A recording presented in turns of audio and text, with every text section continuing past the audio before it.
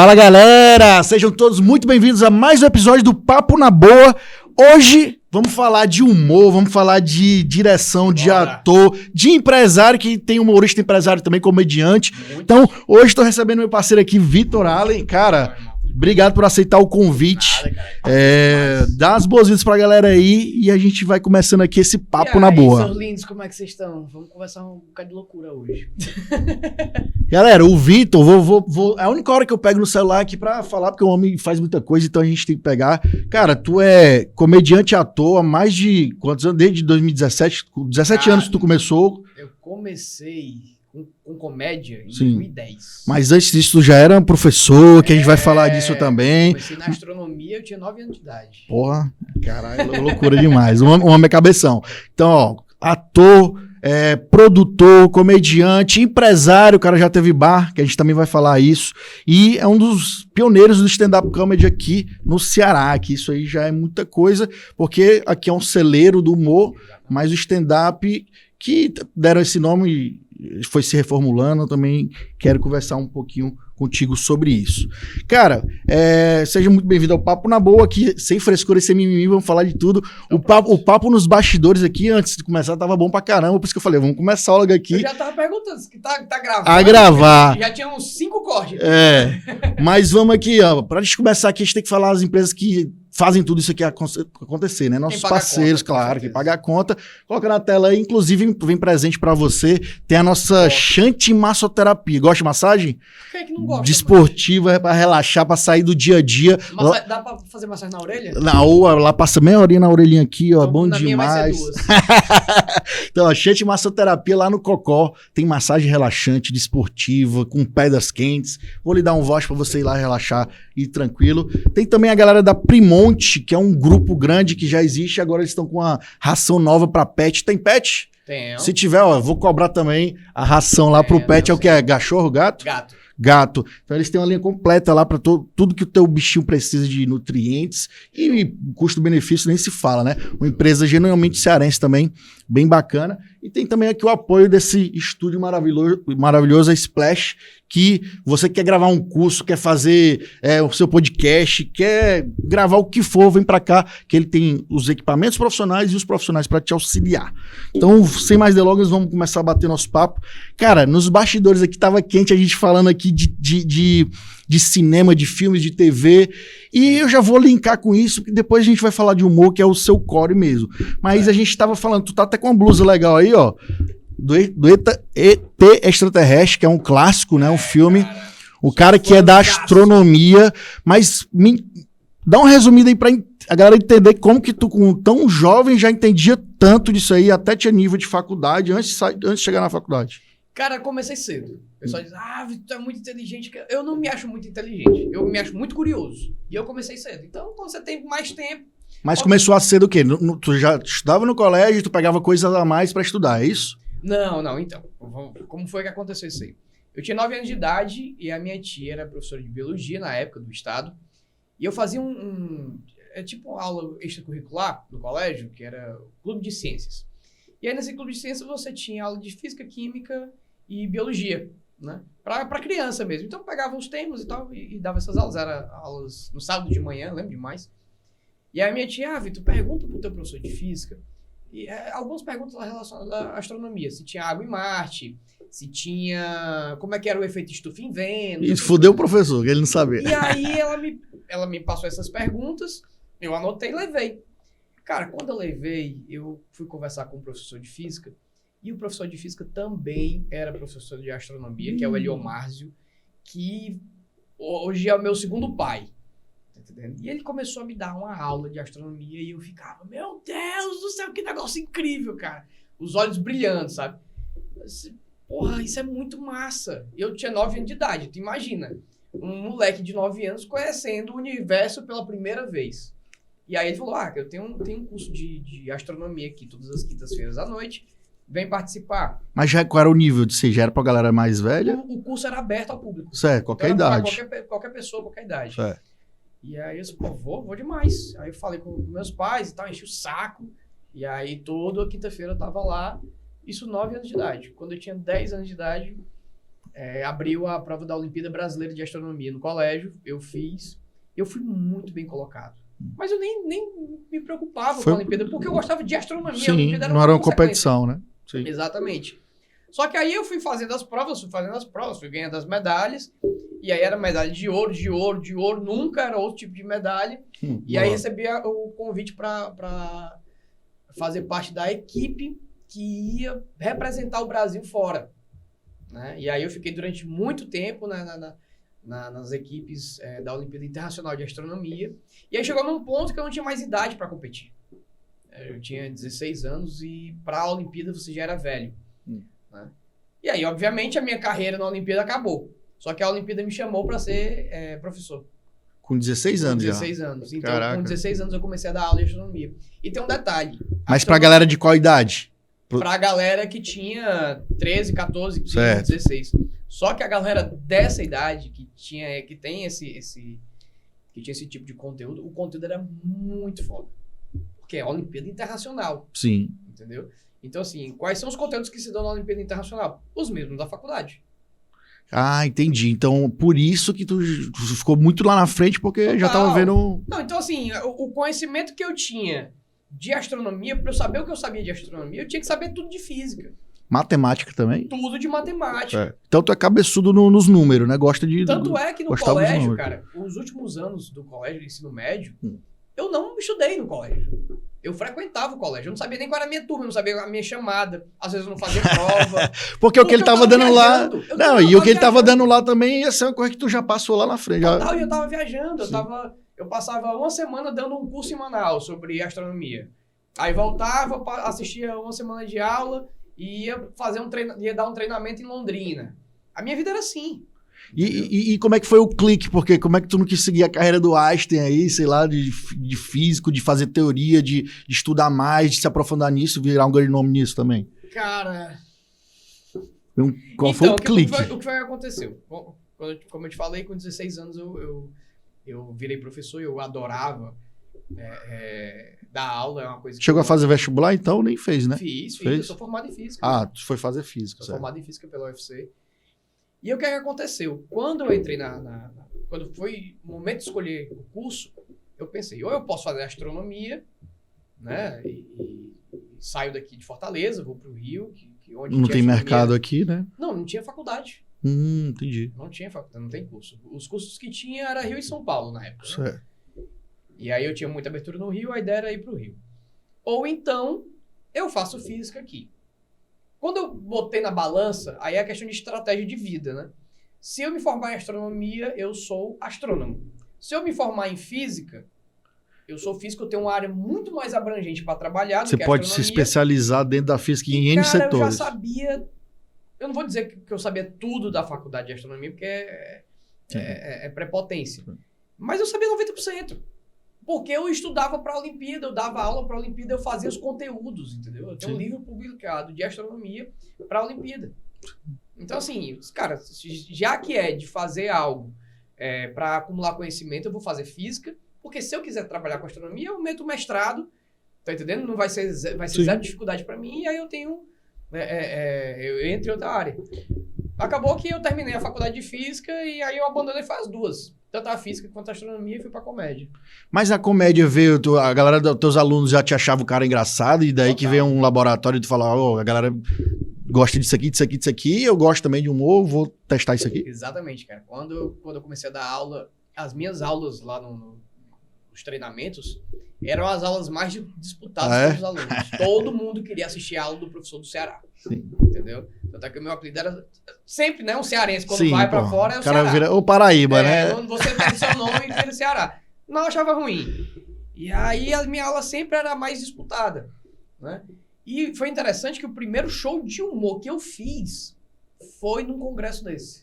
O primeiro show que eu fiz foi dentro dos nossos eventos.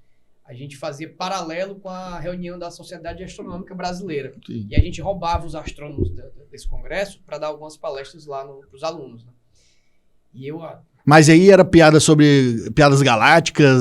Só piada nerd. Só piada nerd, né? Se botar um cara lá leigo, não ia entender porra nenhuma. E aí o que foi que aconteceu? Eu decidi fazer um show só com piadas nerds e sacaneando o nosso próprio evento, entendeu? E aí eu fiz meio que uma palestra com um data show e tal. Cara, foi um sucesso, assim, fora do comum. E o pessoal ria bastante, tanto é que eu era obrigado a fazer isso todo ano. Sim, virou parte do congresso. Obviamente, meus amigos também me ajudavam e tal, mas era eu que encabeçava, era eu que fazia essa parada. E eu, pô, massa, cara. Aí, bem, passou-se um tempo, eu trabalhava como colunista no Povo, eu era colunista de astronomia, tinha coluna lá, e já gostava muito de stand-up. E sai de quanto tempo essa coluna? Era... Mensal? Não sei se era mensal ou se era semanal. Certo. Eu acho que era, não sei, eu acho que talvez mensal. E aí, nessa coluna, teve uma edição que eu lembro demais, eu tava sem saco de escrever, cara. Porque, pô, por mais que você goste de uma coisa, você não tá afim. Sim. Aí eu já era fã de stand-up, né? Já via muito no YouTube, os poucos vídeos que tinha. Disse, cara, esse é um roteiro. Entendi. Roteiro eu sei fazer, eu escrevo livro, isso eu tinha 19. Eu escrevo livro, eu escrevo coluna, por que eu não vou escrever isso aqui? Sou professor. E aí eu sentei e escrevi, comecei a escrever e tal. E aí quando eu terminei de escrever, tinha 3 páginas. Só que eu não sabia se aquilo ali era de fato engraçado. Isso era grande ou pequeno, porque tu também não tinha testado? Eu não tinha referência nenhuma. Sim. Aí eu disse, cara, quer saber? Eu vou ver se isso tem algum fundamento aí. E aí eu levei pra um comediante pra dar uma olhada e tal. E ele disse, não, cara, vem aqui, vem fazer com... Tu já conhecia a galera do meio ou tu foi atrás? Não, eu fui assistir um show e eu disse, cara, eu tenho isso aqui, eu tenho esse material, não sei se é bom, não sei se é ruim, tá entendendo? Se quiser usar, aí ele, não, cara, vem fazer. Por essa tua experiência que tu teve na entrada, tu diria que a galera do humor é fechada ou é receptiva a novas ideias e novas pessoas? Cara, o problema do humor é que ele trabalha diretamente com ego. Entendeu? Então, quando você tem ego envolvido, tudo fica muito mais complicado. É muito personalístico, né? Total. Como eu venho da área acadêmica, né, da área pedagógica, onde não existe ego, tá todo mundo ali na mesma, então é muito mais colaborativo, a galera quer se ajudar. A galera da ciência, ela tem esse tom de querer se ajudar. Sim. E na comédia, você vê um distanciamento disso, cada um faz o seu. Entendeu? Cada um faz o seu, se junta pra ganhar dinheiro ali, mas cada um... Você ajuda um parceiro ou outro ali, que é seu parceirão, mas de maneira geral... Hoje eu vejo uma cena muito mais aberta na comédia do que na época que eu entrei. Na época que eu entrei, stand-up, ele não entrava. Não entrava. Não. E tu acha que isso era uma coisa daqui do Ceará ou do Brasil, do brasileiro mesmo? Cara, era do cearense, porque aqui a gente tinha uma indústria de humor muito pautada no personagem. Então imagina, você tá... Vou dar um exemplo simples aqui. Tem a TV. A TV tem os seus anunciantes e tal, e aí começa a vir anunciante pra internet. A TV vai gostar? Não vai. Entendeu? Demora muito até a TV perceber que se ela não começar a incorporar a internet no meio, ela vai ficar para trás. Por quê? Porque isso é um progresso da sociedade, isso é natural de acontecer. Sim. Se ela não se adequar, vai ficar para trás. Exato. Aí. Então o que é que aconteceu? Muita gente... E outra, ainda tem um detalhe. O humor, cara, você vai rir daquilo que conversa contigo. Então pode ser que você vá no meu show e não goste, mas vá assistir outro comediante e adore. Da mesma forma que, sei lá, um amigo teu vá no meu show e, meu Deus, que cara incrível. Sim, e vá no muito de gosto. Que tu gostou e cara, não chega assim como comida e música é muito de gosto. Não tem fórmula, né? Exatamente. Mas stand-up tem uma galera que curte. Certo. E pro humor de personagem também. E a galera é boa. Que quando a gente fala stand-up é o humor de cara limpa, né? Não é sem personagem. Tem diferença ainda. Stand-up é quando você tá de cara limpa, você não tem personagem e o texto é autoral. O principal do stand-up é que o texto é autoral. Não pode só subir e contar piada. Não. Entendi. O texto é autoral. Você tem que sentar, escrever e fazer uma parada que é sua. Então é como se você estivesse escrevendo uma peça pra você. Total. Pronto. É exatamente isso. Recentemente eu fui com o Rabin lá no Rio Mar. Gosto dele pra caralho. Só que essa peça ele já tava viajando há um tempo, então é uma peça que o cara viaja, Primeira vez que o Rabinho apresentou essa peça dele foi aqui em Fortaleza e foi eu que trouxe. Ah, foi? Ó, que louco. Foi agora, recentemente, sei lá, Sim, tipo, 3 meses agora, 2 meses. O Rabinho é uma figura. A gente é Na época amigo da há muito campanha. tempo. A gente é amigo há muito tempo. Ele é foda, é massa demais. Mas voltando pra astronomia, e aí tu saiu da faculdade, começou a se envolver com humor, mas ainda tava com o pezinho na astronomia, e a gente tava conversando antes do podcast começar, que você é ator também. A gente tava falando de filmes, eu levantei uma bola aqui do Interestelar, que um outro convidado do último podcast levantou a bola e eu fui assistir, que eu não tinha assistido ainda. Achei massa. Você, como ator e da astronomia, falou que tem nada a ver com outros filmes, né? Com outros filmes que a gente vê por aí, como Star Wars, não existe explosão no espaço e por aí vai. Mas eu queria saber a tua visão de ator e de astrônomo para o cinema de espaço, de nerdices. Quero deixar claro logo que isso aqui é minha visão, tá? Não é como é que se diz? Na verdade. Não é unânime. Mas o que eu vou te falar aqui é pautado na ciência, então não tem meio que... O que é que acontece com o Interestelar? É um filme incrível, atores massa, o diretor incrível, mas eu acho que existem excessos, tá entendendo? Dentro do filme. Por exemplo, quando você tem uma fórmula de cinema, né? Todos os roteiros de cinema, eles têm mais ou menos a mesma coisa. Estrutura. A mesma estrutura. Né? Que é baseado na jornada do herói, né? Que é de um livro do... Acho que é Joseph Campbell, se não me engano, que ele fala dos arquétipos. Foi ele que falou a primeira vez e criou essa história da jornada do herói. Cara, se você pegar Star Wars, Harry Potter, todos, Indiana Jones, Velozes e Furiosos, todos os filmes, eles vão ter essa métrica. Entendeu?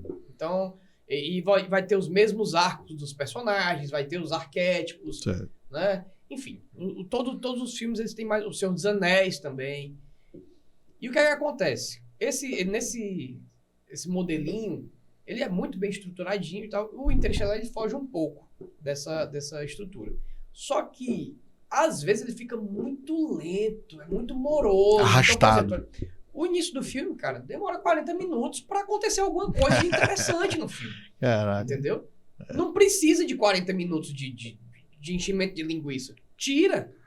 Tá entendendo? Pelo menos eu fico agoniado, cara. Sim, fica arrastado. Dá sono. Você assiste o filme. Olha, e aí? Esperando acontecer alguma coisa, né? 40 minutos? E falando das partes técnicas, claro que ele tem licença poética ali para criar um monte de coisa, né? Sim, mas filmes espaciais já foram retratados de N maneiras, né? Mas como tu tava falando aqui antes, não dá pra ser tudo verdade, senão não teria graça, né? Tá, mas vamos lá. É a parte que o pessoal vai me odiar. O que acontece? No Interestelar, a ideia é que o cara ele faz uma viagem por um buraco de minhoca, né? A teoria do buraco de minhoca, ela é muito massa. Se você... Foi o Einstein que fez a do buraco de minhoca? Não, né? Foi o Hawking, foi o Stephen Hawking. Certo. A ideia do buraco de minhoca é muito simples, cara. Basicamente, quando você está indo em direção ao buraco negro, você consegue prever tudo que vai acontecer até uma determinada distância do buraco negro. Essa distância é chamada de horizonte de eventos. Que se ultrapassar ali... Ultrapassou, a gente já não sabe mais como aquilo ali funciona. A física de um buraco negro é algo que a gente não entende. Tá? Inclusive, eu acredito muito que quando a gente tiver entendimento sobre a física do buraco negro, cara, vai haver uma revolução na ciência. O buraco negro seria uma religião do astrônomo?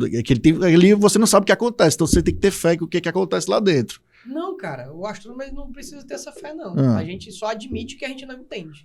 Na ciência, isso não é ruim, admitir que não entende. Por quê? Porque isso aí abre espaço para pesquisa.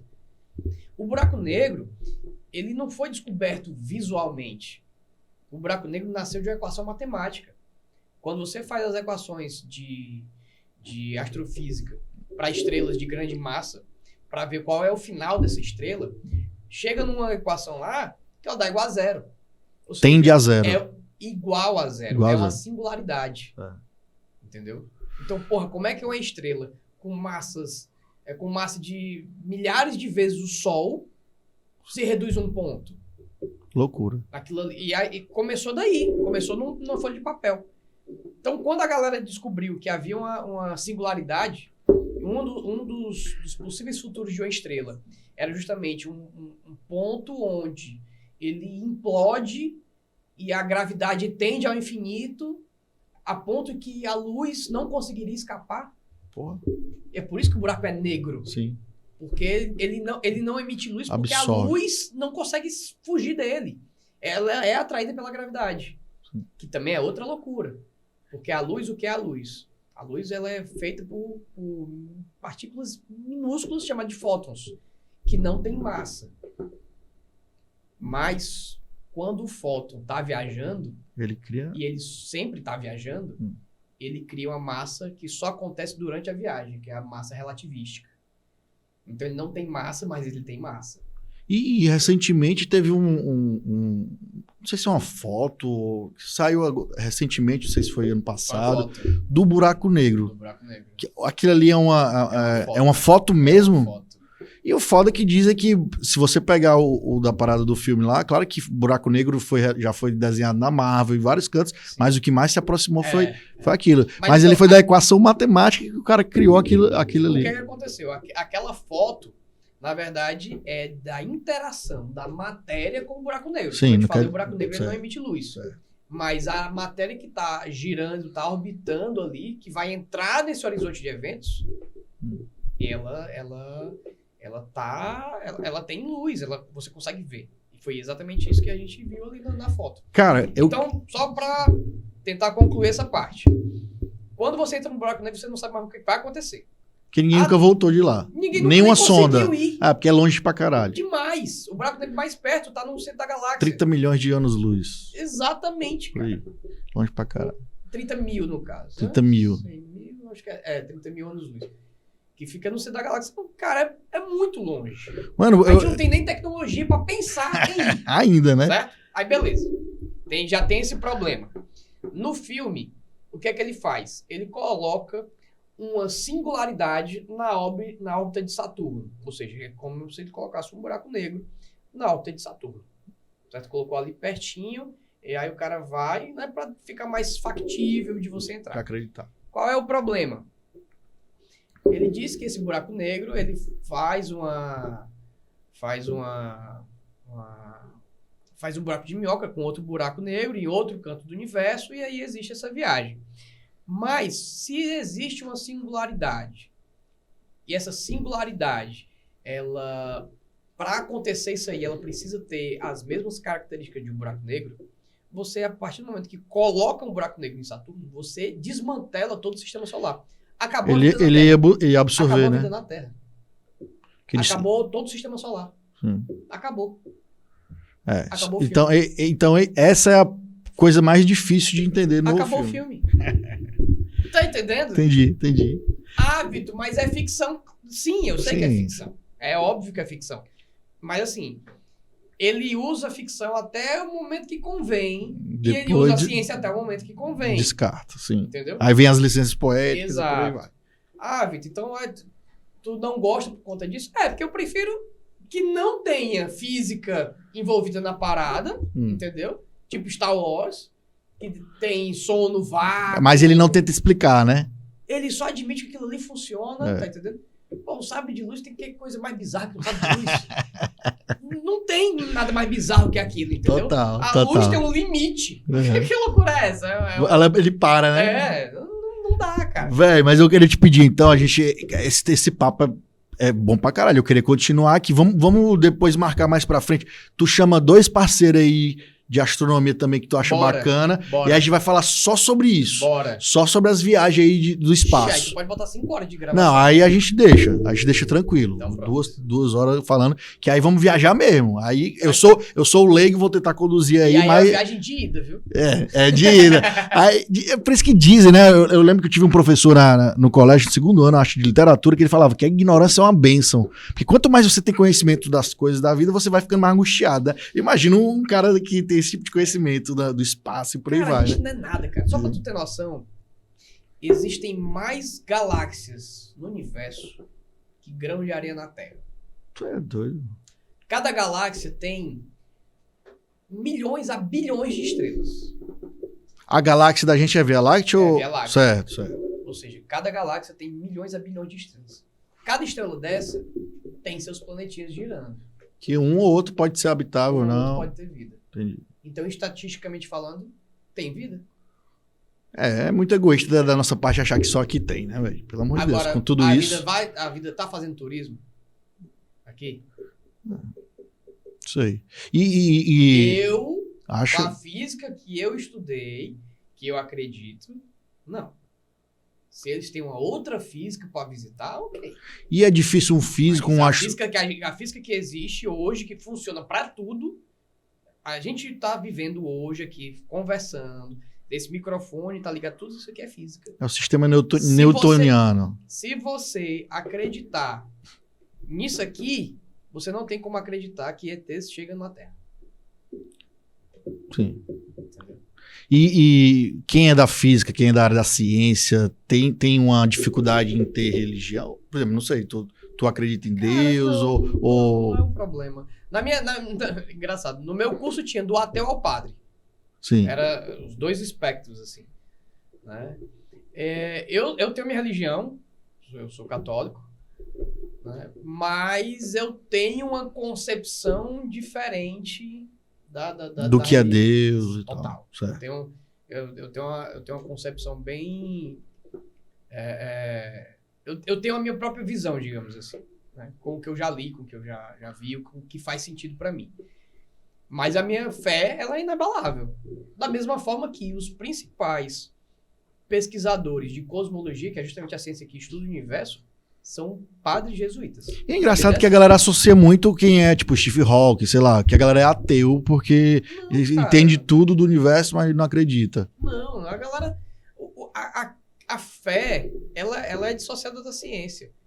Agora, obviamente, Deus criou o universo em 7 dias. Não foi, né, irmão? Né? Não foi, isso é alegoria. A Bíblia foi escrita há 2 mil anos atrás, 3 mil anos atrás. E esses 7 dias pode ser milhões de anos, como tu falou, só uma alegoria para... Isso é uma metáfora. O livro permanece atual até hoje porque é metáfora. Certo.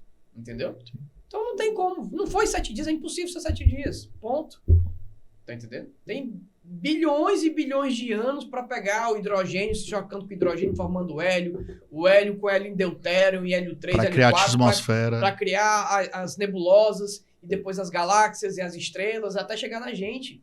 A gente só tá aqui porque muita estrela já nasceu e já morreu, e a gente tem, literalmente, a gente é poeira das estrelas. Nós somos resquícios delas. Entendeu? Então pra gente estar aqui, rolou muita coisa ainda. Então não foi 7 dias, não foi Adão e Eva, não foi. Eu fico imaginando as piadas que tu contava nesses congressos aí de astronomia, velho. Porque é uma parada que só os caras vão entender, o leigo não vai entender. Então nem adianta tu mandar aqui, não. Não, e o pior que eu nem lembro mais, cara. Era muito específico mesmo. Tipo, tinha piada de astrofísica, tinha piada de mecânica celeste. Mecânica celeste, que isso é uma cadeira, caralho, loucura. Que é uma parada que, pra você entender, você tem que entender de coordenadas astronômicas. E pra você entender, você tem que saber de trigonometria esférica. Caralho, que loucura, velho. É muita nóia. É a história da conhecimento, quanto mais conhecimento, mais angústia, né? Total. Mas voltando aí, quando tu apresentou teu primeiro roteiro, teu primeiro texto pra galera do humor, que tu tava querendo entrar nesse mundo, e aí foi bem recebido? Cara, então, aí eu tive as primeiras entradas, comecei a fazer shows, e eu senti... Já que tu começou a fazer shows, tu como professor, tu não tinha tanto medo de palco, porque tu já era acostumado a falar com pessoas, né? Exatamente. Boa. E foi exatamente isso que me fisgou na comédia. Porque quando você entra pra dar aula, você tem que saber do conteúdo. Mas quando você tá indo num show, o conteúdo ele só importa se for engraçado. Então, assim, o professor não tem a obrigação nenhuma de ser engraçado. A graça é um plus. Entendeu? Sim. Agora, na comédia, a graça é a essência. Então, eu tinha que ser engraçado. E eu tive o mesmo frio na barriga que eu senti quando eu fui dar aula pela primeira vez. Isso é massa. Isso é o que dá o tesão, né? Total. Foi nessa hora que eu falei assim, cara, é isso que eu quero da minha vida. É isso que eu quero fazer. Massa. E engraçado que eu li a mesma coisa na biografia do Steve Martin. E o que é louco é que tu já começou com o texto teu, né? Porque tem gente que vai entrar no humor ali, escuta umas coisas, escolhe umas, monta o seu, né? Pois é, mas eu queria stand-up, né, cara? Sim. E o stand-up, ele sempre prezou pelo texto autoral. O stand-up, ele é seu, é a sua visão, é a sua... Tá entendendo? Então, quando tu falou do Steve Martin, porque ele é uma das referências de stand-up lá, ou porque ele também é um ator... O Steve Martin, ele foi um dos grandes nomes da comédia no mundo. O Steve Martin, ele lotava estádio. É o do cabelo branquinho, né? Isso. Que faz vários filmes, sim. O Steve Martin, Cara, ele fez um sucesso nos Estados Unidos maior do que o Whindersson faz hoje, aqui no Brasil. E tu já acompanhava ele nessa época? Não, porque eu não era nem nascido. Não, pô. Na época que tu começou o humor. Não. Tá. Não, na época... Eu sempre gostei muito de comédia e as minhas referências de humor, elas vinham de Sai de Baixo, eu era fã, alucinado, Cacete Planeta, que era a referência de humor político na época. Sim. Né? Toda terça-feira tinha o Cacete Planeta, era imperdível. Nenhum dos dois caberia hoje, né? Nenhum. Jô Soares, que pra mim... Inclusive tu foi lá, né? Fui lá. Cara. Pô, tu tem o privilégio de ser um dos entrevistados, não sei quantos mil, acho que quando ele faleceu, a galera colocou, foram mais de 20 mil pessoas, se eu não me engano. Posso estar errado no número, mas era um número muito grande de entrevistados ao longo da vida toda, mas não é todo mundo, então é um grupo seleto, né? Demais, cara. Isso foi pelo humor ou foi pela astronomia? Foi pela astronomia. Sério? Sério. Oh, que louco. Eu tinha acho que uns 19 na época. Ah, então tu era considerado um garoto prodígio. Era. Entendi. Tanto é que no dia que eu fui entrevistado eu e aquela psicóloga, Ana Beatriz Barbosa? Ah, do que fala de sexo? Não. Ela fala sobre vários temas, né? Depressão, psicopatia. Ela é muito...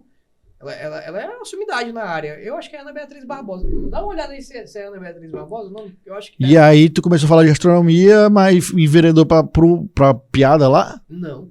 Falando de astronomia. Astronomia. Porque a minha área de pesquisa que eu tinha na época era muito restrita. Era, sei lá, 10, 12 pessoas que faziam no Brasil inteiro, que era a arqueoastronomia, que é a astronomia dos povos antigos. Bem específico. A galera acha no... Ana Beatriz Barbosa, pronto. Né? A galera acha no YouTube essa entrevista? Acha. Tem no YouTube, tem no Globoplay também. Massa. Depois eu vou dar uma olhada lá. Inclusive, teve um momento nessa entrevista, cara, que o João me pegou. Que é um João inteligente pra caralho. Sim. E ele me fez uma pergunta lá na hora que eu não fazia a menor ideia. Porque não era da minha área. Entendeu? Porque é um ramo grande pra caralho. Ele soltou a pergunta que não tinha nada a ver. Assim, eu tava falando sobre arqueoastronomia. E aí ele... Você conhece o mapa de Piri Reis? Cara, eu lembro demais. Que nessa hora eu tinha parado pra tomar um gole de... Pra pensar o que tu ia enrolar, né? Não, eu tinha tomado um gole de água. Ele perguntou, você conhece o mapa de Piri Reis? Aí eu... Conheço. Não sabia nem que porra era Piri Reis, mano. Só que eu não ia dizer que eu não conhecia por nome, né? Ah, eu disse, não, eu conheço. Realmente eu tinha ouvido falar o nome, né? Mas... não tinha nada a ver com astronomia. Era um mapa muito antigo, entendeu? E aí o que aconteceu? A gente falou um pouco sobre mapas e tal. Beleza, a história morreu, terminou a entrevista, me sentei. A Ana Beatriz foi ser entrevistada, terminou a entrevista dela, só escuta a voz do diretor. Jô, achamos o mapa. Puta que pariu, fodeu. Jô... Foi? Maravilha. Vitor, volta aqui pra gente comentar o mapa. Meu Deus. E aí, teve que dizer a verdade. Não, aí eu fui. O jogo meteu o mapa na tela. Aí tu imagina, de um lado o Jô Soares, na minha frente 300 pessoas, do meu lado uma tela. Pra eu explicar uma coisa que eu nunca tinha visto na vida. Quem tem uma história parecida com essa é o Clóvis de Barros Filho. Não sei se você já viu, o professor filósofo, que é palestrante. Sim. Ele falou que quando tinha, sei lá, 10 anos de idade, ele também gostava de estudar muito e tal. E aí sempre tem aqueles trabalhos de faculdade. Vem falar aqui de geografia, vamos falar das bacias hidrográficas e tal. Aí ele leu tudo, fez um trabalho foda. Aí quando chegou lá, ele começou a fazer o trabalho, né? E gostou tanto daquele fio na barriga, ele viu que ele queria fazer, né? Isso com 10, 12 anos de idade. E já tinha acabado o trabalho. Só que ele viu que a galera tava gostando, ele começou a inventar. Não, mas tem uma bacia lá na África do Sul que tem um petróleo bom e o professor assim, né? E ele inventando, né? Ninguém sabia. E ele passou meia hora. Então, foi inventando e até o professor, caramba, isso é massa. Então, eu tava acreditando nele também. Então, é parecido com essa história. Não, mas então, quando o João botou o mapa na tela, eu comecei a falar o que eu tava vendo. Porque eu não conhecia o mapa, eu também não... Como professor, você também não pode mentir, pelo amor de Deus. Sim. E aí eu comecei a explicar o mapa e tal, e a gente entrou em outra área lá. Eu espero muito que ele tenha entendido que eu não ia desenvolver, tá entendendo? E se você assistir a entrevista... desenrolou. Se você assistir a entrevista, você não sabe disso. Você não sente que Você teve não um... percebe, Você não sabia, Você não né? percebe. Cara, e tem um... Mas Sim. foi uma saia justa da porra. O Jô, com certeza, tá no patamar dos maiores entrevistadores do Brasil e do mundo. Mas teve uma coisa que o Danilo Gentili falou uma vez, eu não sei se você já viu esse comentário dele. O Danilo Gentili, se tu vê o programa dele, ele se faz de burro. Sim. Quando tá entrevistando. Muitas vezes ele se faz de burro porque ele fala exatamente para tentar extrair pro povão, pra eles saem na mesma linguagem do povão e extrair do convidado. Já o Jô, ele era muito entendido, tinha muito conhecimento e às vezes ele queria saber às vezes mais que o convidado de alguns assuntos. Isso aí dá uns choques, tipo essa parada que tu falou, exemplificou, formato, né? Cara, é do formato. O Jô tinha um talk show. Que é diferente. O Danilo tem um late show. O Jô era focado em entrevistas. O Danilo, ele é focado em entretenimento. Certo. Tanto é que tem os quadros, você vê, tem a tal hora, entre o Murilo Couto fazendo um rap junto com MC Guimê, entendeu? E aí depois vinha, né? O Léo Lins com algum quadro. Sim. E depois tinha uma rodada de piadas. No Jô, não. Diferente. No Jô, o que é que tinha? Tinha uma rodada de política, que eram as meninas do Jô, né? Que eram vários comentaristas políticos. Entendeu? Então, assim, a linha que o Jô ia era uma linha mais intelectual, fato. Conhecimento. Entendeu? A linha que o Danilo vai é uma linha mais de entretenimento. 2 trabalhos incríveis. 2 lados incríveis. Nas 2 suas apresentadores incríveis. Sou muito fã do Danilo. A gente se encontrou umas 2 vezes só. Ele nem sabe quem eu sou. Mas as poucas vezes que a gente se encontrou, o cara foi super solícito comigo, entendeu? E no meio da comédia o pessoal fala muito bem dele. Então, assim, queria muito, inclusive, ser entrevistado por ele, cara.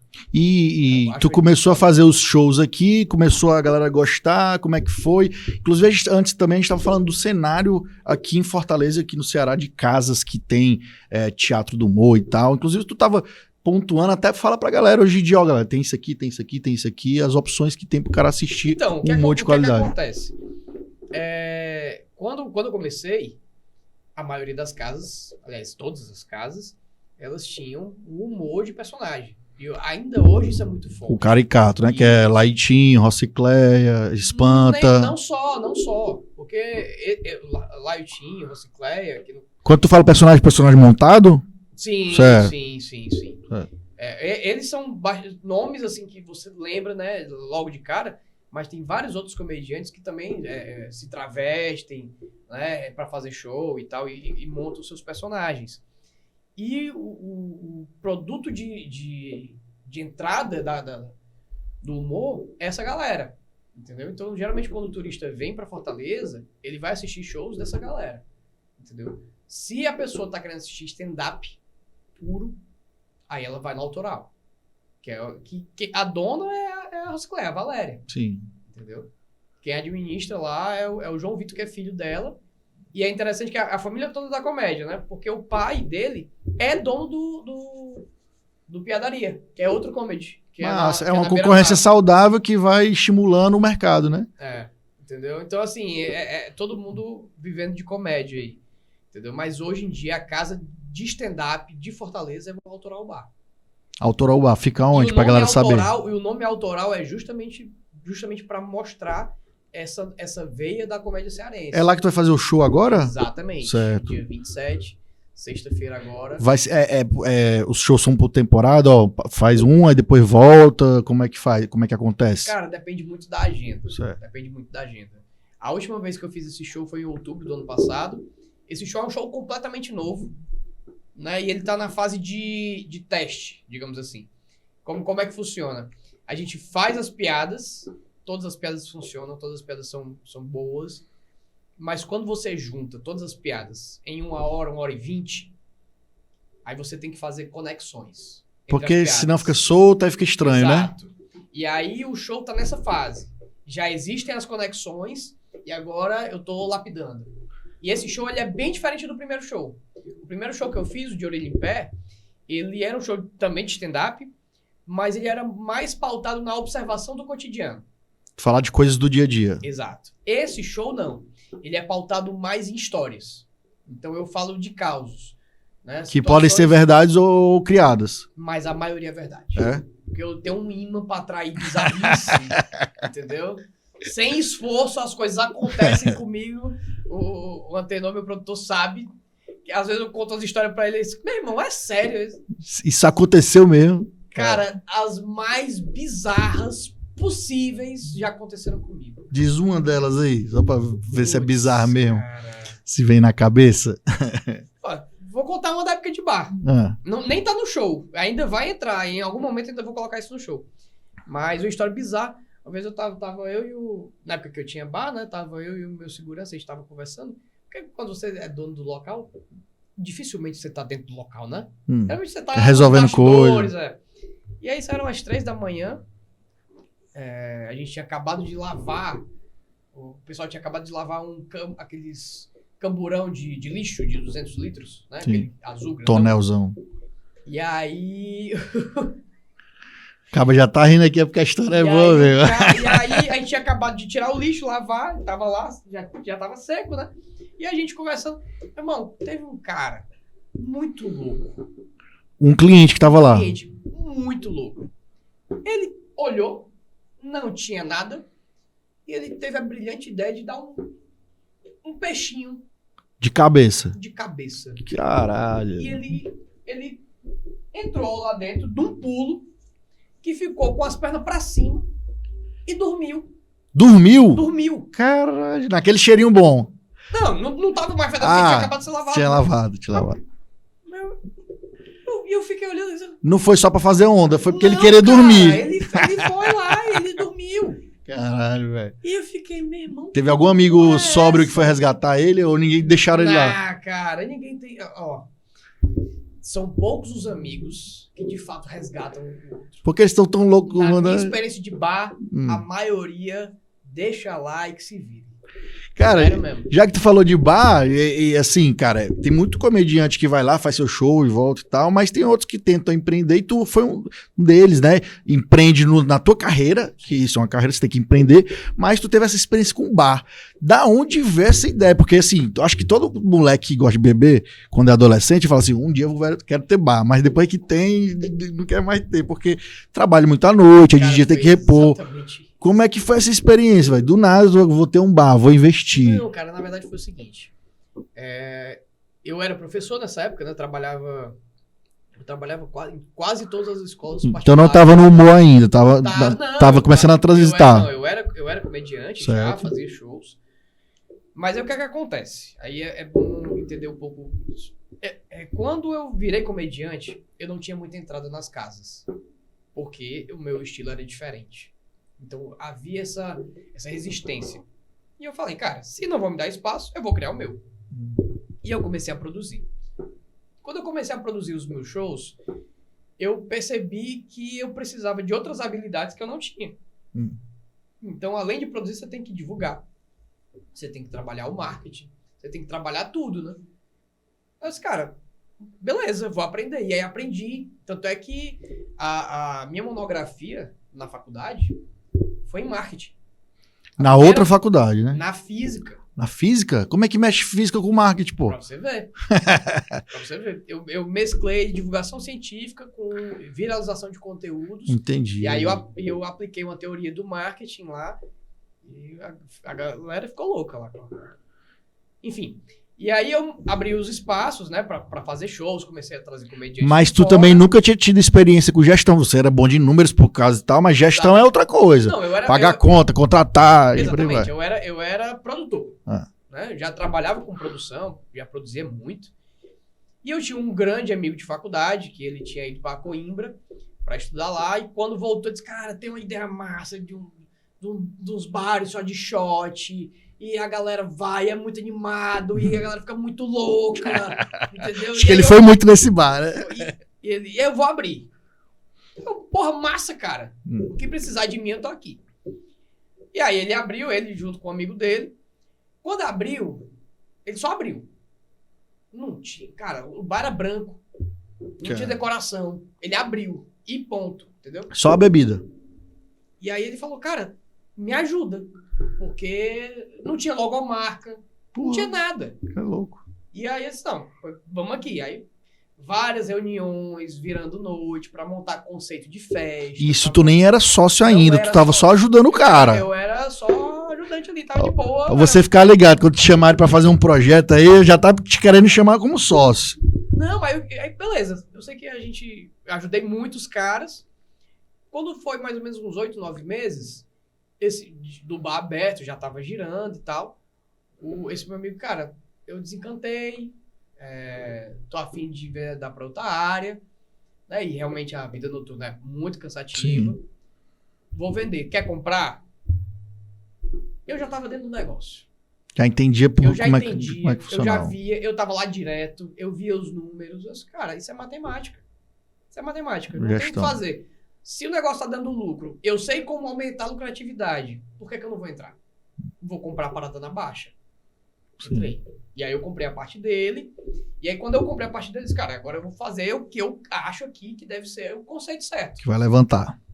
E aí muitas outras festas a gente colocou. E o bar foi um sucesso, cara. Assim, no período que o bar existiu, que pra Fortaleza 4 anos de bar é uma eternidade. Sim. Eu vi bares abrindo e fechando, mas vários. Não foi 1, nem 2, nem 10. Né? E quando a gente colocou, eu quero montar o bar que eu gostaria de visitar. Que eu gostaria de ir. Eu quero que a pessoa entre no bar e saia e não tenha a menor ideia do que ela gostou, porque ela gostou de tudo. Eu quero que ela fique confusa. Que na hora que ela explicar o que era o 5 shot, meu irmão, sei não. Só sei que era incrível. Entendeu? Tanto é que o lema era as noites mais esquecíveis da cidade. Boa. Entendeu? Boa. E a gente colocava literalmente o que acontece no 5 fica no 5. Por quê? Porque ninguém vai lembrar. Era só bebida. E aí eu pegava, cara... A galera ia pra fazer as bases ou ia e ficava lá a noite toda? Meu amigo, a galera... Tinha 2 públicos, né? Tinha o rotativo, a galera que ia lá antes de uma festa pra depois ir pra outra festa. Tinha a galera que saía da festa e ia pra lá. E tinha o público cativo, que ficava do início até o fim. O pessoal gostava tanto do bar que quando a gente fechava, 5 da manhã, fechamos o bar, a gente fechava a porta, a gente ligava as luzes, a gente tocava El Chan pra expulsar a galera. Sabe o que acontecia? A galera dançava El Chan. Tu é doido. E aí ficava até 6h30, a gente batendo conta. O DJ também já tava muito louco. Tava todo mundo muito louco, dançando. Cara, era muito animado, era super divertido. É mais por um tempo, mas o cara aguentar isso anos e anos, né? É complicado. Não, aí né? Obviamente, cara, quando eu fechei o bar, eu não queria, até hoje. Ficou escaldado? Demais. Bar nunca mais? Demais. Nenhum do estilo, sei lá, o Danilo Gentili criou o bar dele pra ter o espaço dele e ser bar. É outra pegada, né? É outra parada. Quando eu digo bar, é porque eu trabalhava diretamente com festa, né? Certo.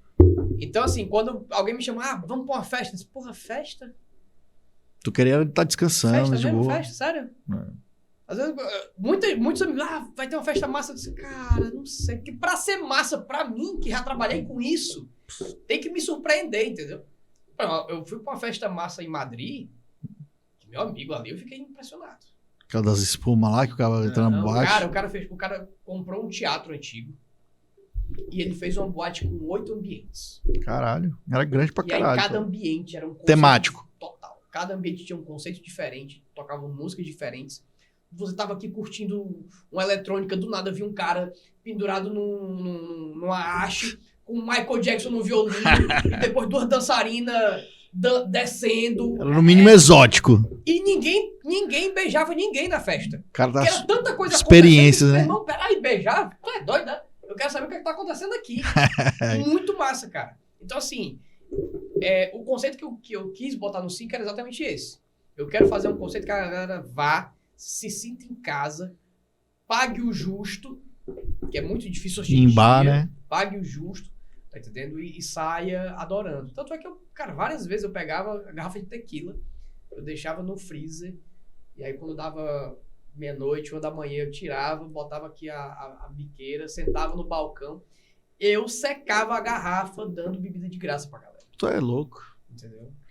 E nessa época, Caos sendo um professor, sendo dono de bar, fazendo os seus corre de humorista comediante também, e aí o bar fechou, aí tu foi focar na comédia. Foi, aí o bar fechou, foi engraçado, foi um ano em que tudo aconteceu, né? O bar fechou em 2018, e aí eu pensei, cara, já tô cansado da vida de bar, entendeu? Não quero mais isso, mas eu gostei muito do marketing.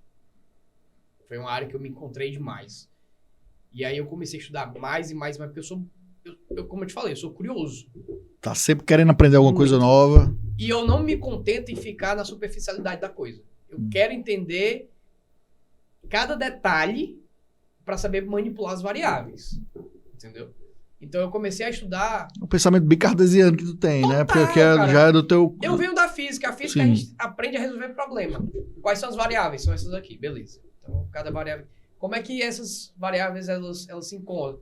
Dessa forma, ok. Então é isso. É entender as variáveis e jogar o jogo. Então, quando o bar fechou, eu comecei a estudar mais e mais sobre marketing e comecei a dar consultoria para empresas, né, de marketing e tal. E pensei, cara, eu vou focar na minha carreira. E aí... Tudo que eu tinha para fazer em 2018 foi isso. Eu foquei em marketing na minha carreira. E a minha carreira começou a aumentar. E aí veio o convite. Pois é, veio a questão da atuação, né? O novo momento do cinema nacional. Isso. Mas assim, como é que foi um convite? Porque tu falou que também é ator, mas chegou depois a fazer formação, ou tu foi aprendendo na marra também? Como eu te falei, eu sou muito curioso. Sim. Então, eu percebi que eu não gostava de stand-up, eu gostava de comédia. Certo. Então, pô, se você quer comédia, quais são as áreas da comédia? Porque cartoon é comédia. Charge é comédia. Mas eu não sei desenhar, então esquece. Ah, mas atuação. Pô, o que eu faço no palco é a atuação. Sim. Eu tô atuando. Então eu vou estudar isso aqui. Qual é a forma mais primitiva de humor? Clown. Vou estudar sobre clown. Entendeu? Então eu comecei a fazer cursos e livro, e roteiro, tá entendendo? E estudo, e... Até porque não é todo comediante que dá certo como ator, porque tem todo um processo por trás das câmeras, que não é só chegar, querer no palco e começar, né? Exatamente. Então tem isso também pra se adequar. Então tu se adequou bacana nesse sentido. Demais, cara, demais. E eu gosto de estudar, eu gosto de saber o que eu tô fazendo, entendeu? Então assim, eu já tinha estudado muito, eu já tinha muita preparação, e quando eu recebi o convite para fazer o teste do Cabra da Peste, eu tava muito bem preparado para o papel. Entendeu? Tanto é que eu fiz o teste e fui selecionado, né? E aí, quando eu fui fazer o filme, cara, graças a Deus foi esse sucesso, né? Cara, eu assisti na Netflix, eu não cheguei a assistir no cinema não, mas, porra, gostei pra caramba. Mas você não assistiu no cinema porque ele não foi pro cinema. Ah, ele não foi pro cinema não, porque eu pensava que depois tinha ido, mas, porra, achei... É porque também tinha vindo da pandemia e tal, né? Mas o que foi melhor, cara. Quando a gente gravou o filme, foi final de 2018. A ideia é que ele saísse final de 2019. E aí não saiu. Aí disse, não, 2020 vai sair. Aí veio pandemia e fodeu. Aí fechou o cinema e tal. Aí o que foi que aconteceu? Pegaram o produto e ofereceram pros streams. Ficaram loucos. Porque, pô, o negócio daquele ali, eles não estavam entendendo, mas era muito massa, entendeu? Já tinha referência do Edmilson, né? Exatamente. E aí a Netflix comprou. Quando a Netflix lança, foi um sucesso que eles não tinham régua pra medir, cara. O filme, um filme quando tem muito sucesso, no Netflix, ele passa uma semana em primeiro lugar. Né? Esse passou quanto? No top 10 Sim. e tal. A gente ficou 3 semanas no primeiro lugar do Brasil. Concorrendo com grandes produções de fora, né? Só as daqui. A gente ficou em primeiro lugar em 28 países. Caraca. Com legenda e tudo. A gente entrou no top com dublagem. Com dublagem? A gente entrou no top 10 global. É boa. Eu recebi mensagem da galera do Japão que fez o aniversário da filha com o tema de Cabras da Peste. Porra. Tá entendendo? E o pivete lá com o bolo e os personagens lá. E pra ti, tu acha mais difícil atuar ou tá num palco fazendo stand-up? Cara, são coisas completas... Assim, a gente trabalha com comédia, mas são coisas diferentes. porque a devolutiva da comédia é diferente. Quando você tá no palco, você manda a piada, a plateia ri. É instantâneo. Entendeu? Eu mandei a piada, a plateia Que isso riu. te energiza ou vai te jogando pra baixo, no rio, né? Não, o comediante não pode ficar pra baixo. É. O comediante tem que segurar a peteca. Sim. Ah, não riu. Foda-se, vai, continua. Ri na cabeça e vai embora. Você é profissional, você tá ali pra fazer a galera rir. No cinema, é o problema, porque você manda a piada. Não tem plateia. E você tem que acreditar na piada, você tem que acreditar na atuação. Você tem Mais que difícil, então. Você tem que colocar uma verdade muito grande. Então, o cinema é uma arte muito mais sutil, muito mais forte, muito mais poderosa. Muito mais difícil também.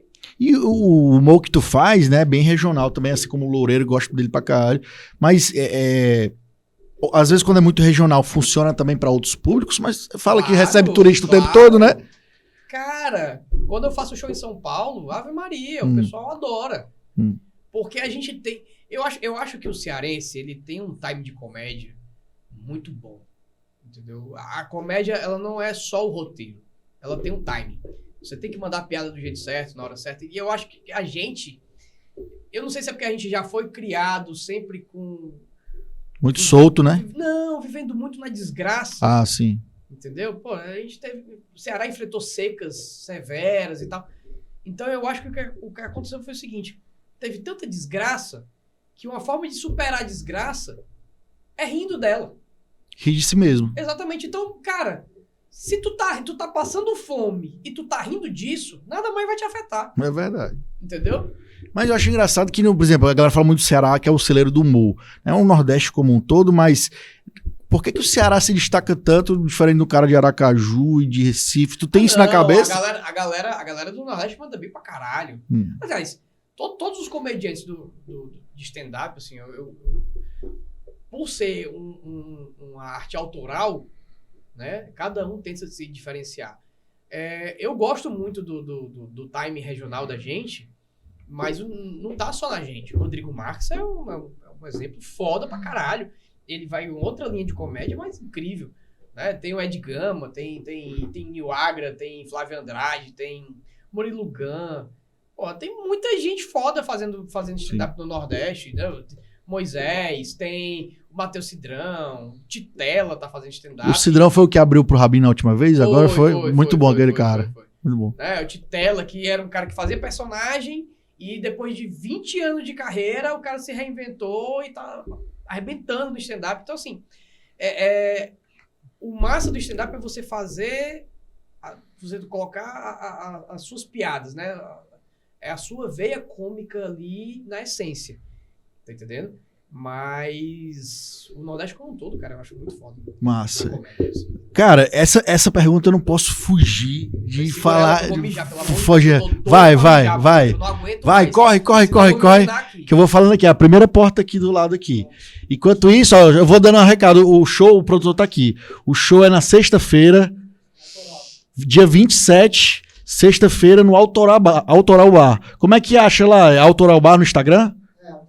Aí você encontra lá, então galera, no Autoral Bar, vai lá no Instagram Autoral Bar, acha lá, vai ter o show dele na sexta-feira, dia 27, que vocês viram aqui o cara é sincero pra caralho e com certeza ele bota isso no humor dele, né? Então a gente, vamos aguardar ele voltar do xixizinho e a gente já tá encerrando, vou fazer só mais umas perguntas pra ele. Agora eu sou outra pessoa. Pronto. Agora é mais 5 horas de podcast. Aura, simbora. Cara, tem que te fazer essa pergunta, né? Bem aquela história bem clichê da história do limite do humor, mas eu vou por outra vertente, tá? Eu acho que a internet veio pra meio que fuder muito isso, porque ele dá muita exposição. Eu vou dar um exemplo. Todo mundo sabe, aí eu queria saber a tua opinião sobre isso, porque eu já vi tu falando em algum lugar, e depois tu lembra onde foi, que, assim, piada é até onde não ofende. Mas, assim, um dos preceitos de humor é se ofender até você mesmo. Mas, por exemplo, o Léo Lins, todo mundo sabe que o humor do cara é pesado pra caralho. Se o cara vai pro show dele, o cara meio que já vai sabendo. Aí, tu concorda que ele pode falar o que quiser lá, mas na internet, o negócio tudo aberto, ele já segura mais? Discordo. Tu discorda? Total. Porque, assim, o que ele levanta é, cara, quem vem pro meu show tá sabendo que eu falo merda pra caralho, é pesado até, eu também nem gosto muito não de ser um humor tão pesado, mas quem vai sabendo e fica lá restrito. Eu concordo quando o cara vai pra internet, que aí é público, o cara tem que segurar mais. Discordo. Ou, pois eu quero entender a tua história. Quando tu tá na internet, tu tá sendo obrigado a ver o Léo Lins? Não, mas ele aparece, pois é. Não, do nada apareceu ele na tua timeline, aí tu, meu Deus, sim. Ai, tá amarrado aqui, meu Deus, não posso mudar, certo. Eu tenho que ver até o final. Não, cara, é on demand. Você pode escolhe o conteúdo que você quer assistir. O que é que acontece? A piada é um estado de excitação, certo? É como uma gozada. Certo. Qual é o contrário da gozada? A brochada. Não.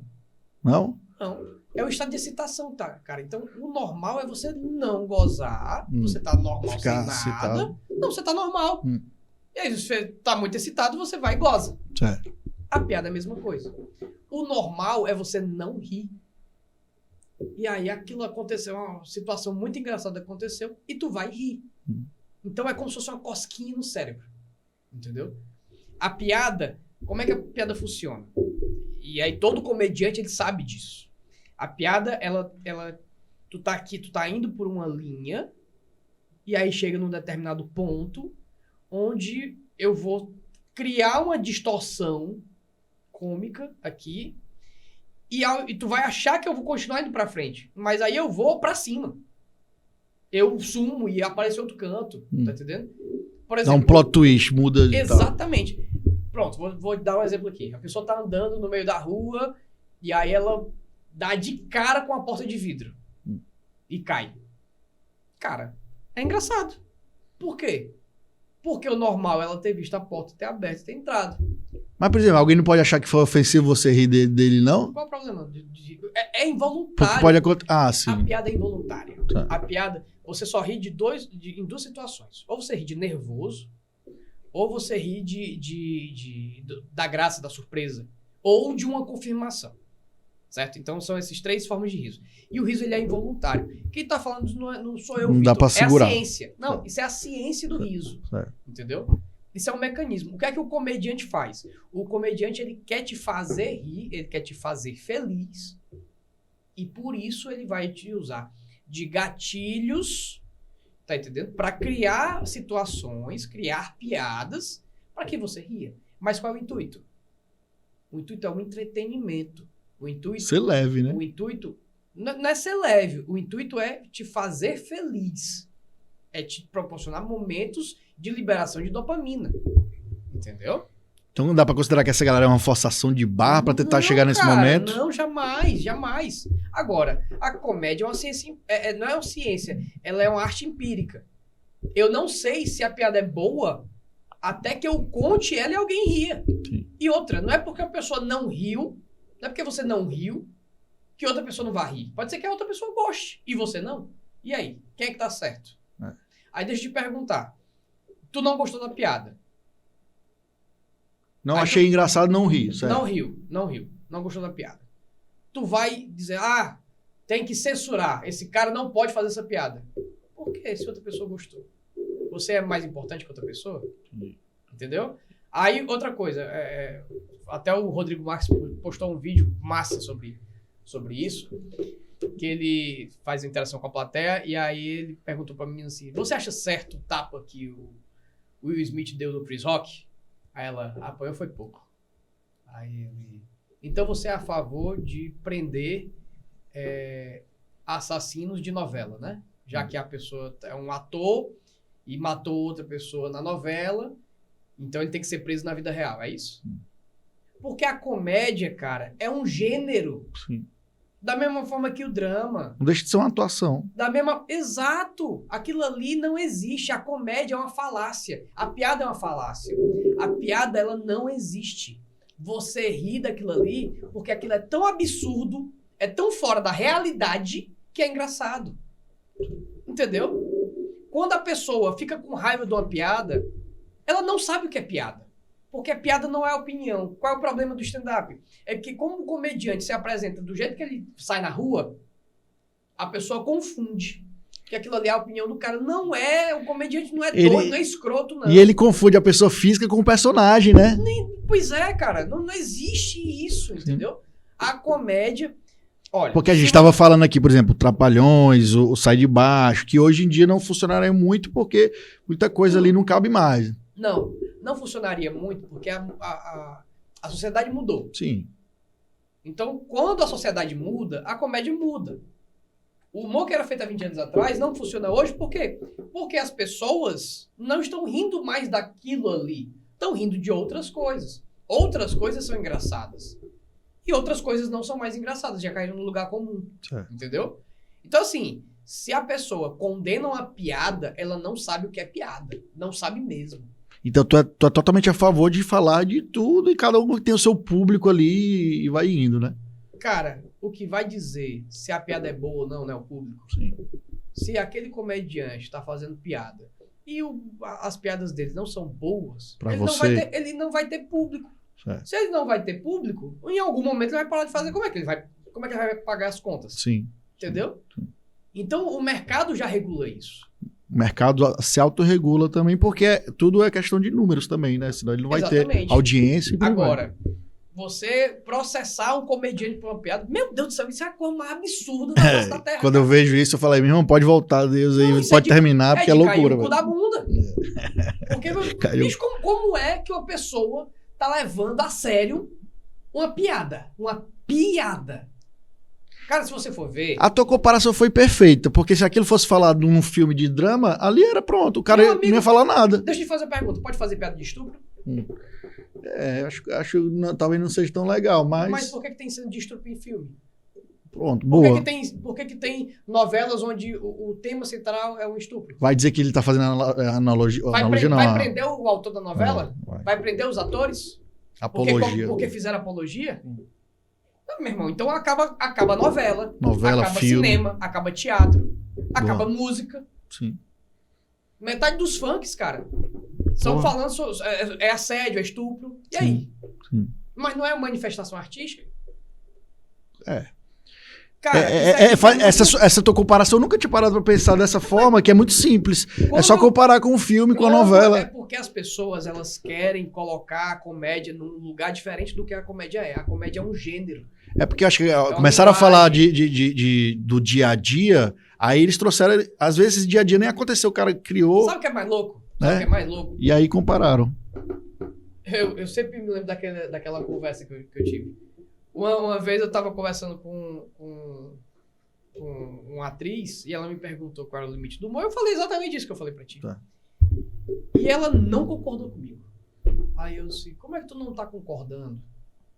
Imagina, tu tá fazendo uma peça. Imagina tu ser presa por conta de uma peça. É loucura. Loucura, né? Mas o que é o stand-up? O stand-up é um monólogo, cara. Só que é um monólogo de comédia. Sim. Que ali dentro pode ter coisas reais e ter coisas criadas pelo cara. Não, cara, aquilo ali foi criado. Por mais que, por exemplo... Seja uma história real, mas... Quando eu coloco uma história minha, uma história real que aconteceu comigo, eu não vou colocar a história da forma que aconteceu, porque a história, às vezes, ela tem um ponto engraçado. O que é que eu faço? Eu pego esse um ponto engraçado e coloca junto e outro. Eu coloco mais 30 pontos engraçados, entendeu? Sim. E aí eu transformo aquela história que ela já era engraçada, já era estranha, já era incomum, em um texto. Boa. Entendeu? E aí você tem um caos. Esse é um assunto bem complexo, mas eu gosto de ver as opiniões de todo mundo sobre isso, mas essa tua ideia de comparar, que eu nunca tinha tido, eu acho bacana, porque fica simples de resolver a parada. Ó, meu irmão, isso aqui é ficção, é drama. Cara, por que o Léo Lins, ele faz o humor do jeito que ele faz? Porque ele tem exata ciência do que é piada e do que ele deve, quais são os limites dele. Você nunca vai ver o Léo Lins fazendo uma piada dessa no meio da rua. É isso que eu falei, do ambiente, né? Por que ele não vai fazer? Porque quando você sai do teatro, aquilo ali já não tá mais no ambiente certo. Entendeu? Então não é correto. Se ele conta uma piada dele pra uma pessoa específica, falando pra ela, ele tá sendo só escroto. Sim. Entendeu? Sim. Que tem muita... A internet deu voz pra um monte de escroto, por isso que a galera compara, né? Não, cara, o problema é que... a internet, ela deu voz pra muita gente opinar sobre assuntos que as pessoas não sabem. Não entende. Todo mundo é especialista, né? Se você não sabe, te cala. É só isso. Você não precisa emitir opinião sobre tudo, não. Até porque você não tem nem tempo pra se informar. O que é que acontece? A galera lê uma manchete de um assunto, entendeu? Vê só a headline, pô. Aí já tem uma opinião embasada e já mete um textão. Cara, eu fico doente com isso. Eu disse, meu irmão. Textão é foda. O silêncio seria tão lindo. Textão é foda. Cara, quando teve o tapa do Chris Rock Sim. Até hoje eu acho que ele foi encenado. Não, foi não. Até hoje eu acho que foi. Na época que aconteceu aquilo ali, disseram que talvez eu fiz um bocado de stories, né? Explicando o que é que tinha acontecido, por que tinha acontecido, quem é que estava certo, quem é que estava errado na história. E isso viralizou na época, né? A galera compartilhou, um bocado de comediante compartilhou. Porque eu expliquei à luz da psicologia, à luz da ciência da parada. Entendeu? Só que a maioria das pessoas não vem por esse lado. Sim. Por quê? Porque é muito mais fácil e cômodo. Pra ela aceitar. É muito mais fácil e cômodo lacrar. Eu vou ser. A gente tá na era da lacração. Tá eu foda. vou ser a favor aqui desse ponto, porque eu vou lacrar, vou ganhar likes, eu vou ser. Ai, meu pouco, né, cara? É foda. Mas a internet tá.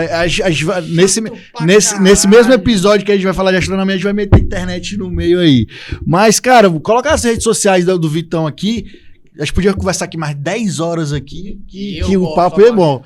Vamos gravar mesmo esse episódio de falar de astronomia, bicho? Tu chama mais 2 caras aí e a gente bate esse papo bacana, que aí vai vingar muito, com certeza. Eu queria que tu falasse um pouquinho da peça, pra gente... Aqui o Instagram do Vitor, né? Vai lá, Victor, com C, né? Victor Allen. Lá tem o link da peça, né? O link aí na Cabra da Peste, Cangaceiro do Futuro. Inclusive, uma pessoa da minha família gravou contigo, Cangaceiro do Futuro.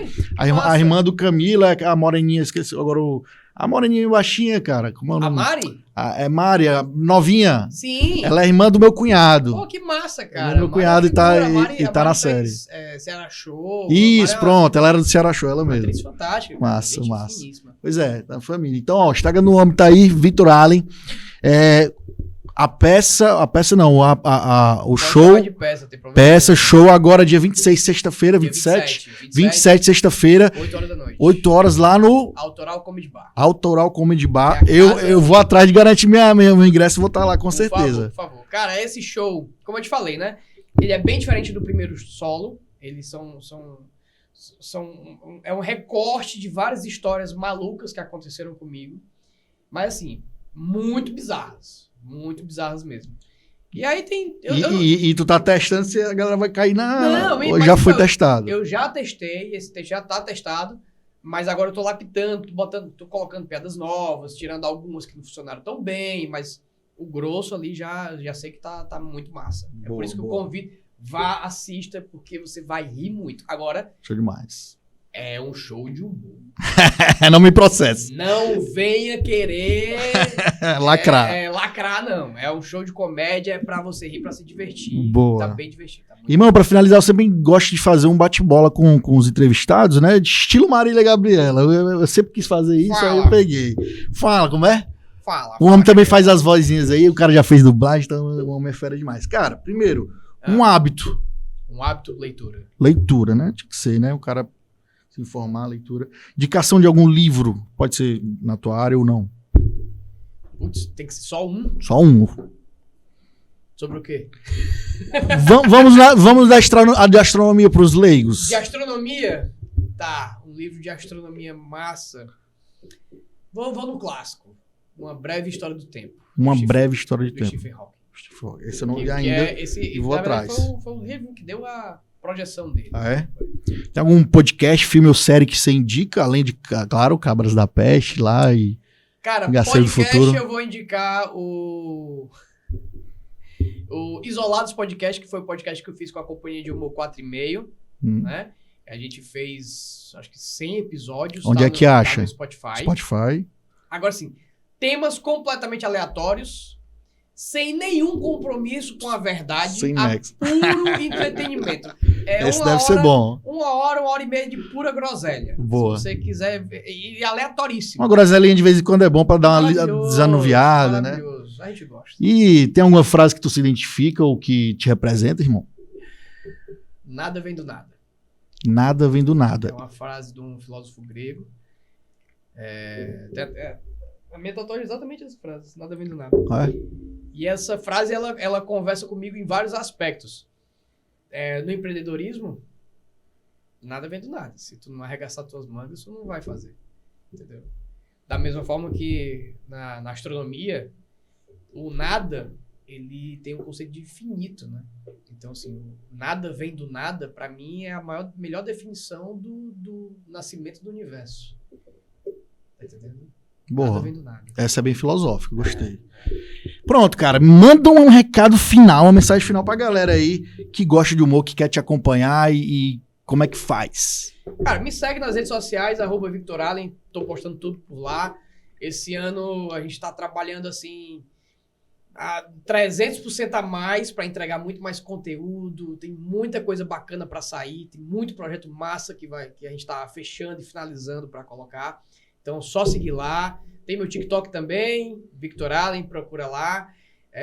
Meu canal do YouTube vai voltar com tudo também. Tem muito, como eu te falei, tem muita coisa para sair. Assista o show dia 27. Esse show tá... Olha, eu sou muito crítico com o que eu faço. Muito. Sou chato pra caralho. Pra uma piada minha, pra eu gostar de uma piada minha, é difícil. E esse show tá muito engraçado, cara. Pô, então imperdível, hein? Às vezes eu lembro algumas piadas assim dos shows, eu fico indo sozinho. Vá, assista que vale muito a pena. Agora, é um show... Punk. Vá. Estaremos lá. Não vou falar mais nada, só vá. E pra finalizar, cara, uma frase que pra mim é o meu mantra. Essa frase eu levo pra vida. Porque pra mim, eu digo que eu sou apenas um mensageiro da piada. Eu vejo a piada e eu só falo. Entendeu? Eu não filtro piada. Qualquer piada que aparecer na minha frente, eu vou fazer. Porque a piada, ela libera dopamina, ela é um remédio natural, cara. A piada, ela cura. E tem uma frase do Chaplin que pra mim ela é fantástica e eu uso ela todo dia na minha vida.